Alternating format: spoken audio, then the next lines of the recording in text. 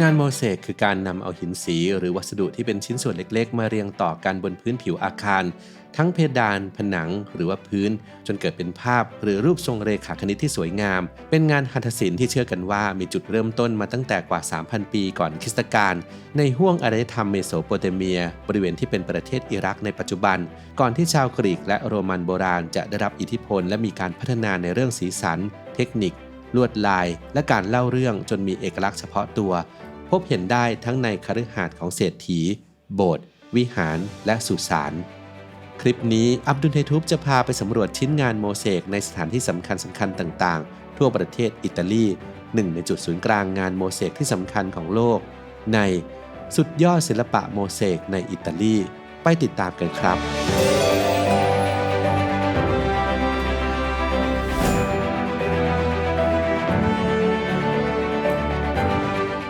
1. คฤหาสน์ของฟอนวิลล่าที่ใหญ่และโอโถงที่สุดในเมืองปอมเปอีเมืองที่ถูกปกคลุมด้วยเท่าฐานภูเขาไฟมาตั้งแต่ค.ศ. 79ก่อนจะถูกค้นพบอีกครั้งในปี 1831 มีการนำโมเสกมาใช้ในการตกแต่งได้อย่างน่าตื่นตาตื่นใจโดยเฉพาะอย่างยิ่งภาพการประจันบานที่เมืองชิสุซึ่งปรากฏอยู่บนพื้นของคฤหาสน์สร้างขึ้นเมื่อราว100ปีก่อนคริสตกาลด้วยการนำกระเบื้องชิ้นเล็กชิ้นน้อยนับล้านชิ้นประกอบกันขึ้นมาเป็นภาพการต่อสู้ระหว่างอเล็กซานเดอร์มหาราชแห่งมาซิโดเนียกับกษัตริย์ดาริอุสที่3แห่งราชวงศ์อะคิเมนิดของเปอร์เซียเป็นเหตุการณ์ที่เกิดขึ้นเมื่อ333ปีก่อนคริสตกาลภายในภาพแสดงให้เห็นถึงสีหน้าอันหวาดกลัวของเหล่าทหารในสนามรบและม้าศึกที่เข้าต่อสู้กับข้าศึกเป็นหนึ่งในภาพที่ได้รับการกล่าวขวัญถึงอย่างมากในหมู่ผลงานหัตถศิลป์จากโมเสก 2. มหาวิหารอัสสัมชัญของพระแม่มารีตั้งอยู่ที่เมืองอาควิเลอาพื้นโมเสกภายในวิหารถือเป็นผลงานโมเสกผืนใหญ่ที่สุดในโลกตะวันตกสร้างขึ้นในรัชสมัยของจักรพรรดิคอนสแตนตินุสทรงเป็นจักรพรรดิโรมันพระองค์แรกที่นับถือศาสนาคริสต์โดยในช่วงปีค.ศ. 306 ถึง 337 ที่ครองราชย์ทรงอนุญาตให้ชาวโรมันมีเสรีภาพในการนับถือคริสตศาสนาได้ตามศรัทธาของตนจึงทำให้ชิ้นงานเต็มไปด้วยรูปสัญลักษณ์ที่สื่อความหมายทางคาทอลิกบอกเล่าเรื่องราวต่างๆรวมไปถึงรูปสัตว์อาทิอสูรภายใต้ท้องทะเลรูปนกรูปการจิกตีของไก่กับเต่ารวมไปถึงเรื่องราวของศาสดาพยากรณ์ซึ่งแฝงไว้ด้วยคติเรื่องการฟื้นคืนพระชนชีพของพระเยซู 3. วิลล่าโรมานาเดลคาซาเลตั้งอยู่ที่เมืองปิอาซาอาเมรีนาบนเกาะซิซิลีวิลล่าสุดหรูขนาด 33,000 ตารางเมตรของขุนนางโรมันผู้มั่งคั่งสร้างขึ้นในยุคจักรวรรดิโรมันตอนปลายราวศตวรรษที่ 4ตลอดโถงทางเดินตกแต่งด้วยชิ้นงานโมเสกที่มีสีสันสดใสแสดงให้เห็นกิจวัตรประจำวันของชนชั้นสูงชาวโรมันไม่ว่าจะเป็นภาพการล่าสัตว์หรือภาพของเหล่าทวยเทพและวีรบุรุษต่างๆโดยเฉพาะอย่างยิ่งภาพที่มีชื่อเสียงโด่งดังอย่างบิกินี่เกิร์ลหรือภาพโมเสกของหญิงสาวที่แต่งกายคล้ายกับชุดบิกินี่ในปัจจุบันกำลังออกกำลังกายในท่วงท่าต่างๆ 4. มหาวิหารนักบุญคอสมาและนักบุญดามิอาโนตั้งอยู่ที่กรุงโรมภายในตกแต่งด้วยงานโมเสกที่ไม่เพียงทรงคุณค่าทางศิลปะแต่ยังผสานเข้ากับความเชื่อทางศาสนาและให้ความสำคัญกับนักบุญไปพร้อมกับในยุคแรกเริ่มของศิลปะแบบคริสเตียนตอนต้นภาพโมเสกที่มีชื่อเสียงมากที่สุดเป็นภาพบนผนังส่วนที่ยื่นออกไปของวิหารเป็นศิลปะแบบไบเซนไทน์ที่สร้างขึ้นในศตวรรษที่ 6 ในสมัยของพระสันตะปาปาเฟลิกซ์ที่ 4 ทรงเป็นประมุขแห่งศาสนาจักร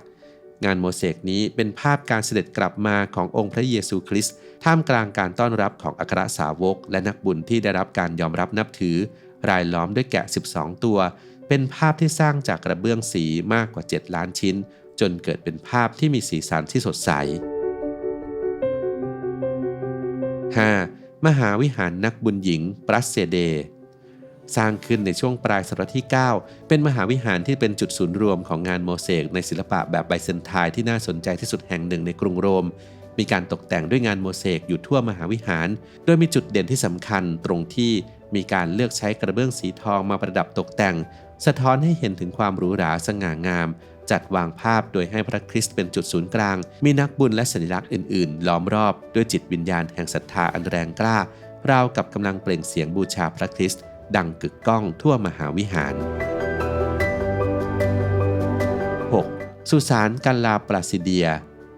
ที่นี่เป็นสุสานของจักรพรรดิกัลลาปลาซิเดียที่มีชีวิตอยู่ในช่วงศตวรรษที่ 5 โดยทรงอภิเษกกับจักรพรรดิคอนสแตนซิอุสที่ 3 แต่พระสวามีสิ้นพระชนม์ไปก่อนพระนางจึงต้องเป็นผู้สำเร็จราชการแทนพระราชโอรสวาเลนติเนียนที่ 3 สุสานกัลลาปลาซิเดียสร้างขึ้นในปี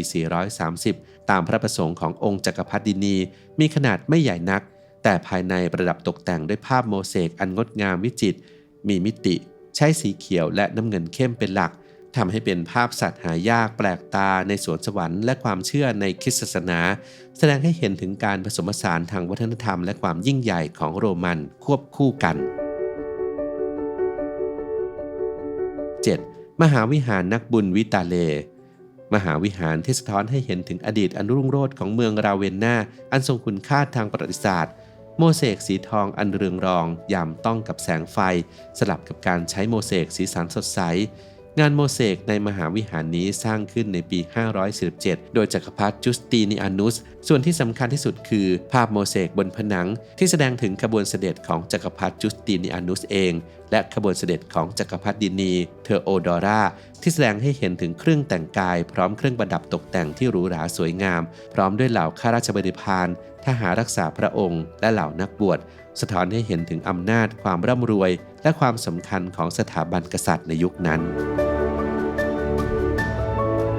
8. มหาวิหารนักบุญอาโปรลินาเรแห่งเมืองกัสเต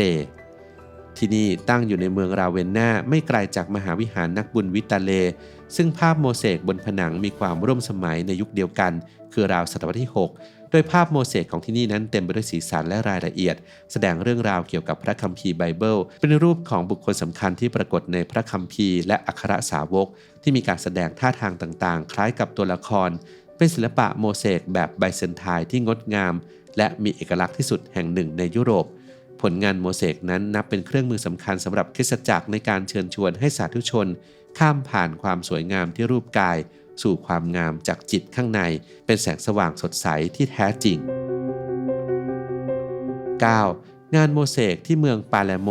และมอนเรอาเลเกาะซิซิลีสำหรับงานโมเสกในกลุ่มนี้สร้างขึ้นในยุคถัดมาคือราวศตวรรษที่ 12 อยู่ในช่วงรัชสมัยของพระเจ้ารุดเจโรที่ 2 แห่งราชอาณาจักรซิซิลีประกอบไปด้วยสถานที่สำคัญ 3 แห่งด้วยกันคือโบสถ์น้อยกัปเปลล่าปาลาติน่าอาสนวิหารแห่งมอนเรอาเลและโบสถ์มาโตรานาในรัชสมัยของพระเจ้ารุดเจโรที่ 2 เป็นยุคที่บ้านเมืองสงบสุขชาวคริสต์อิสลามและยิวอยู่ร่วมกันอย่างสันติเป็นสังคมพหุวัฒนธรรมที่แต่ละกลุ่มต่างก็มีวัฒนธรรมและภาษาของตนเองทั้งลาตินกรีกอาหรับิกหรือแม้แต่ฮีบรูสะท้อนออกมาในงานสถาปัตยกรรมและศิลปะที่ผสมผสานระหว่างตะวันตกและตะวันออกดังเช่นงานโมเสกภายในโบสถ์ที่มีทั้งการเล่าเรื่องราวการสร้างโลกและมนุษย์สู่การเสด็จมาของพระคริสต์เพื่อช่วยไถ่บาปไปจนถึงวันสิ้นโลกรวมไปถึงงานตกแต่งตามจุดต่างๆเป็นลวดลายกิ่งก้านดอกไม้เรขาคณิตลายสมมาตรที่ประณีตงดงาม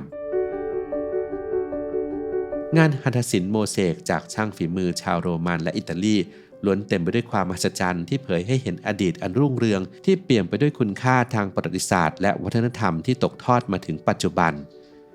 อับดุลเฮทูบขอขอบคุณข้อมูลประกอบการทำคลิปนี้ที่ส่วนหนึ่งมาจากกระทรวงการต่างประเทศอิตาลีและสถานทูตอิตาลีประจำประเทศไทยที่เผยแพร่ข้อมูลเพื่อให้ความรู้เกี่ยวกับงานโมเสกเนื่องในโอกาสเฉลิมฉลองวันชาติอิตาลีประจำปี 2024 ซึ่งตรงกับวันที่ 2 มิถุนายน